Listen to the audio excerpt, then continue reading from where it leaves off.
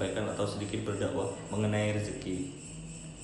Definisi rezeki dari segi bahasa berasal dari kata razaqu yarzuqu rizqan, yang berarti anugerah, kekayaan, harta warisan, nasib, pemberian atau upah. Sedangkan menurut istilah, rezeki bisa disebut sebagai sesuatu yang dapat dimanfaatkan oleh manusia. Kata rezeki berasal dari bahasa Arab, yakni rezeki, yang secara etimologi memiliki arti pemberian. Sedangkan menurut istilah Arab, rezeki memiliki arti sebagian segala sesuatu pemberian Allah SWT bagi makhluk ciptaannya untuk dikonsumsi oleh mereka, baik itu yang halal maupun yang haram. Langsung saja kita masuk pada pembahasannya. Yang pertama, rezeki itu banyak macamnya ya.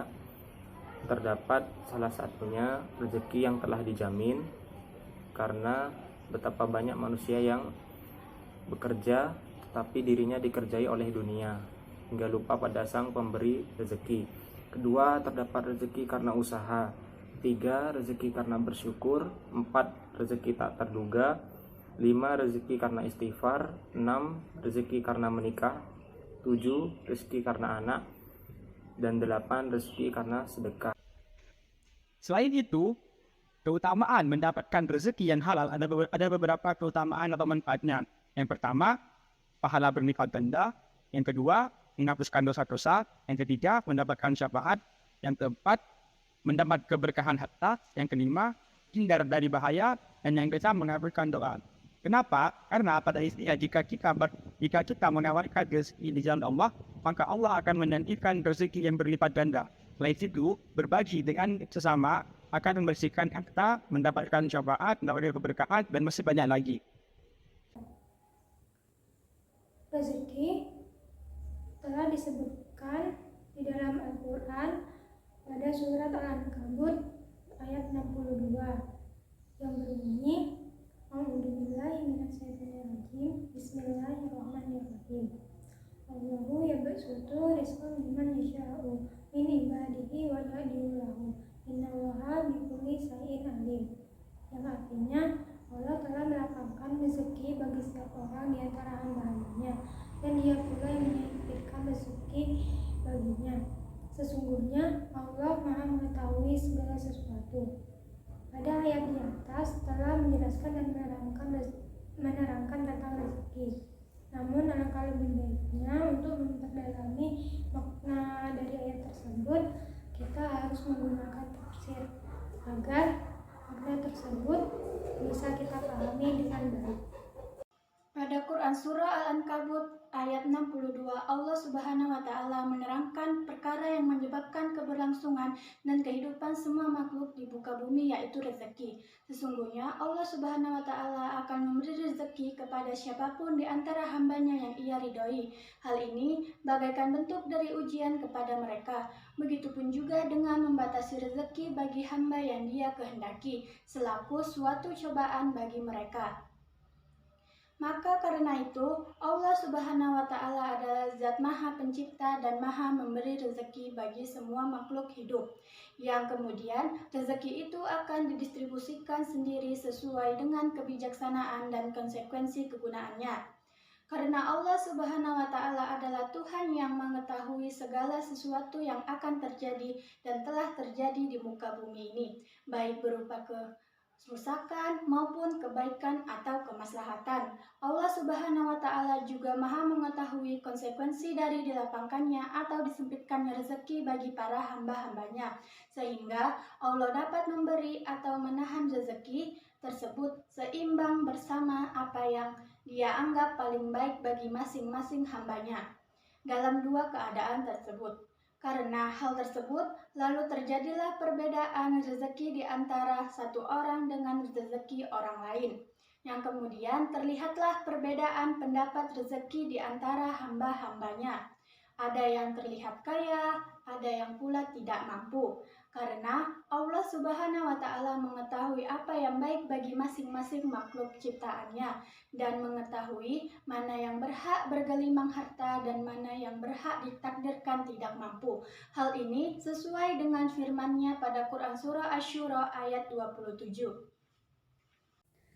Tafsir Al-Misbah jilid 10 tentang Al-Ankabut ayat 62 menjelaskan bahwa sebenarnya Allah Subhanahu wa Ta'ala selalu memberi rezeki bagi siapa saja hamba yang dikehendakinya, sesuai dengan kemampuan juga kebijaksanaan yang mereka miliki. Dan Allah pula yang dapat menyempitkan baginya. Sebenarnya Allah Maha mengetahui tentang segala hal, termasuk yang berkaitan dengan rezeki hamba-hambanya.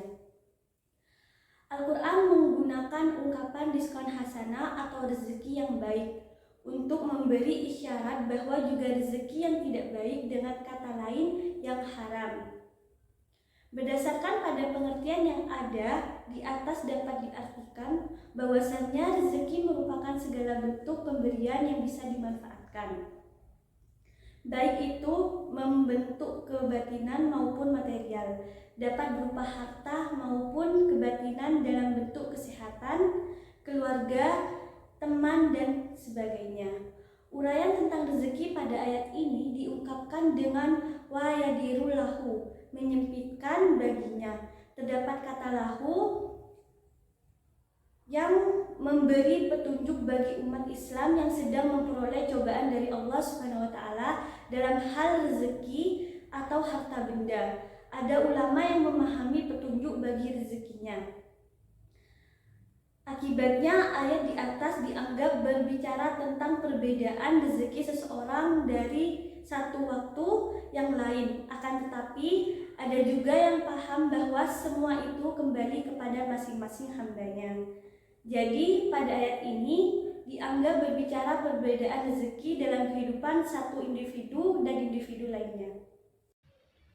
Setelah mendengar penjelasan isi dari Tafsir Al-Munir karya Profesor Dr. Wahbah Az-Zuhaili dan Tafsir Al-Misbah karya Bapak Muhammad Quraisy Shihab, kedua tafsir tersebut dapat dipetik 2 poin perbedaan, yakni antara lain untuk poin yang pertama. Pada Tafsir Al-Munir, Allah Subhanahu wa taala memberi dan menahan rezeki bagi siapapun di antara hamba-hambanya sebagai bentuk dari ujian sekaligus cobaan bagi mereka.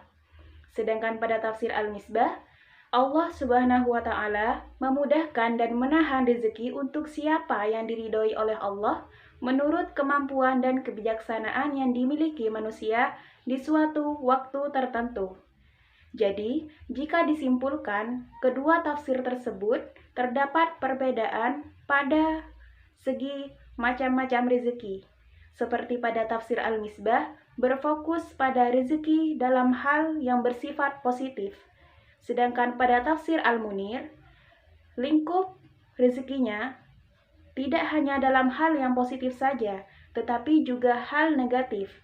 Contohnya, ujian dan cobaan bagi manusia, baik berupa kerusakan maupun kemaslahatan. Jadi teman-teman, segala rezeki setiap manusia, sedikit dan banyaknya sudah ditentukan oleh Allah Subhanahu wa taala. Seperti pada hadis riwayat Muslim, Allah telah mencatat takdir setiap makhluk 50.000 tahun sebelum penciptaan langit dan bumi. Lalu untuk apa kita risaukan perihal rezeki kita? Rezeki tidak akan salah alamat. Rezeki tidak akan tertukar dan rezeki tidak akan salah orang. Rezeki akan datang dimanapun kita berada. Asal kita percaya dan tetap berusaha untuk selalu berikhtiar kepada Allah Subhanahu wa taala. Karena berusaha dan berikhtiar tidak mengurangi rasa tawakal kita kepada Allah, tetapi menyempurnakan usaha itu dengan kekuatan iman. Yakin dan percaya bahwa bukan usaha itu yang mendatangkan rezeki, tetapi Allah lah yang menghantarkan dan memudahkan segala rezeki kita.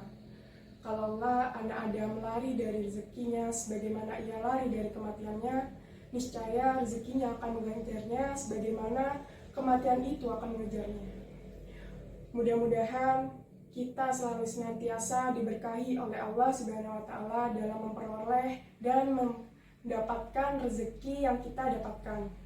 Yakin dan percaya bahwa Allah yang paling mengetahui apa yang kita butuhkan, dan Allah lah yang Maha Kuasa yang dapat memudahkan segala urusan kita.